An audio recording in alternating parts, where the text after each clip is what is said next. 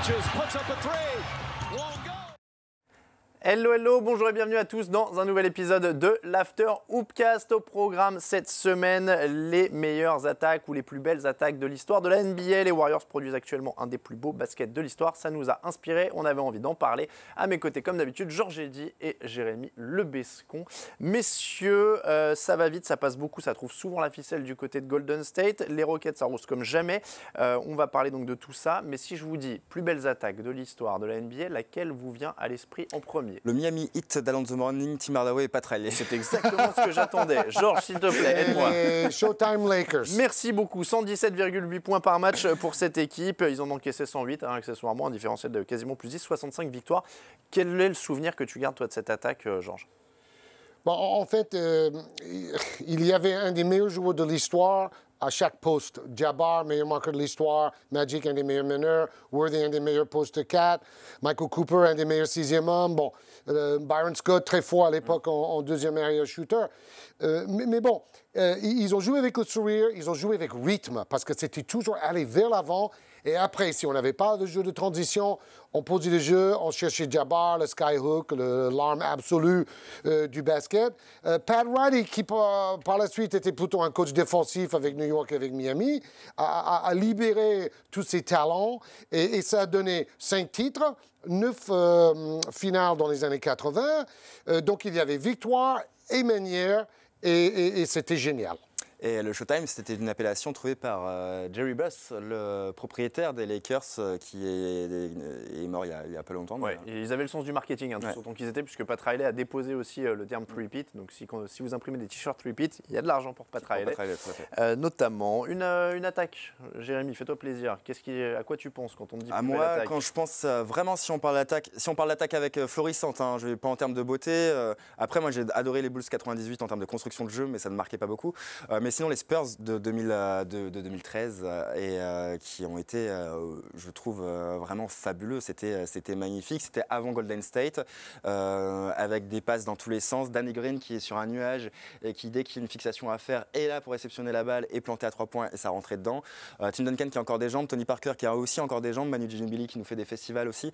Bon, après, ça coince en finale, mais c'était magnifique. Georges, on parlait des Bulls de 98 où ça construisait beaucoup. Ça construisait aussi, mais c'était pas tout à fait le même jeu au début des années 90, 91-92, il marque 109 points par match, 67 victoires et le titre. À l'époque, c'est vrai qu'on n'en parle pas souvent, mais c'était une équipe très rapide. Une des meilleures attaques de la Ligue. Ce sont les premières finales NBA que j'ai commentées sur place aux États-Unis en direct pour Canal. En 91, c'était contre Magic.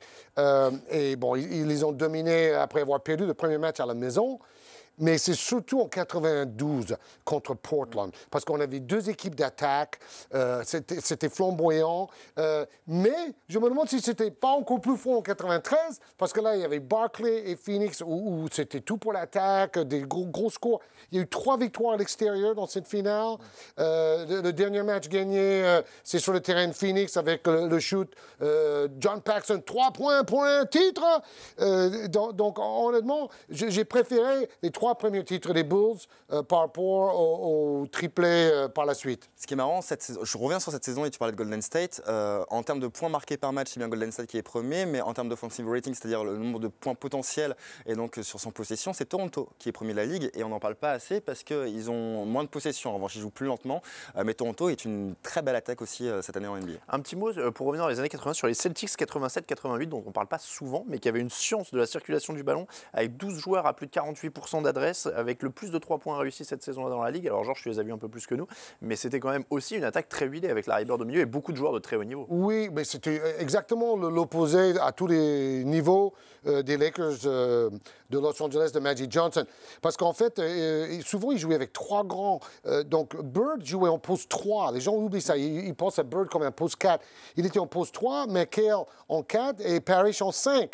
Donc comment articuler autour de 3 grands qui sont assez lents, mais ils avaient une forme de jeu avec Ainge et Dennis Johnson à l'arrière. Et tout ça se mariait parfaitement bien. Ça ne jouait pas hyper vite comme les Lakers.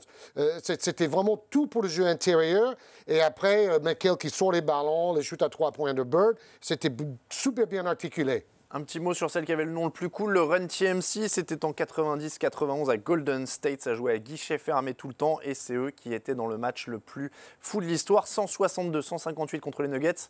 Sans prolongation, c'est le record pour un match sans prolongation. Ce qui est marrant, c'est-à-dire qu'on parlait de Pat Riley qui était un coach offensif avec les Lakers et qui est devenu un coach défensif avec les Knicks et Miami. Puis Tim Hardaway, qui a joué ensuite pour Pat Riley à Miami dans une équipe très défensive, était le meneur donc, de ce Run TMC.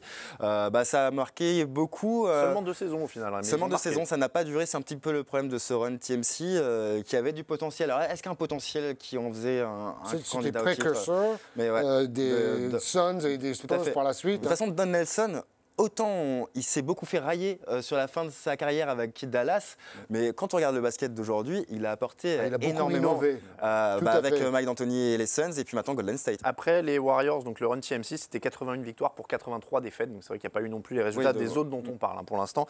Les Suns, eux, ont eu des résultats. Mike D'Antoni, 7 seconds or less. Il faut avoir un bon nom pour rester dans les histoires des attaques. C'est marketing maintenant. Run TMC, 7 seconds or less. Mike D'Antoni, ça marque aussi un tournant quand même, ces Suns du milieu des années 2000. Ça coïncide aussi, mais c'est marrant, il le fait avec Houston et ça marque beaucoup. Golden State joue vite et il y a une très grosse ambiance également, ça se sent, il y a du sourire, etc. Et à Phoenix, il y avait une super ambiance pendant cette période-là. Ça correspond aussi à l'éclosion pour de bon, l'ampleur d'un meneur qui est Steve Nash et qui est formidable en attaque. Et Boris Diaw, et Boris Diaw qui éclate totalement. Ça a donné de superbes séquences, avec des joueurs qui n'étaient pas non plus, il y avait quand même beaucoup de role-players, Rajabel, etc. Mais qui apportaient leur écho à 3 points, ça jouait collectif, et ça défendait à Phoenix. Stoudemire. Et Amari Stoudemire, évidemment. Sur l'intérieur, mobile. Exceptionnel pendant 1 ou 2 saisons où il n'était pas blessé. Le temps où il n'était pas blessé, il était Et on disait qu'ils ne pouvaient pas gagner le titre, mais ils ont été tout près. Ils ont été tout le fameux série contre les Spurs ou avec les joueurs suspendus. Ils auraient pu gagner un titre avec un jeu inventif et relativement nouveau. Il a suffi d'un Robert Torrey qui passe par là pour que tout s'effondre. La roublardise de Robert Torrey qui les prive probablement d'un titre. Est-ce que les Warriors vont s'inscrire parmi toutes ces grandes attaques? Évidemment. Ils y sont déjà. Ils y sont déjà. Ils ont gagné un titre déjà avec ça. Et ils y sont. Deux finales de suite. Ils ont réussi à faire ce que Mike D'Antoni n'a pas réussi à faire avec Phoenix, c'est-à-dire de gagner un titre dans ces conditions-là. Mais encore une fois, l'attaque seule ne suffit pas. Et les Golden State Warriors qui ont gagné un titre étaient aussi l'une des meilleures, si ce n'est la meilleure défense de la ligue à ce moment-là. Et bien voilà pour les plus belles attaques de l'histoire de la NBA. À très bientôt pour un prochain After. Ciao, ciao.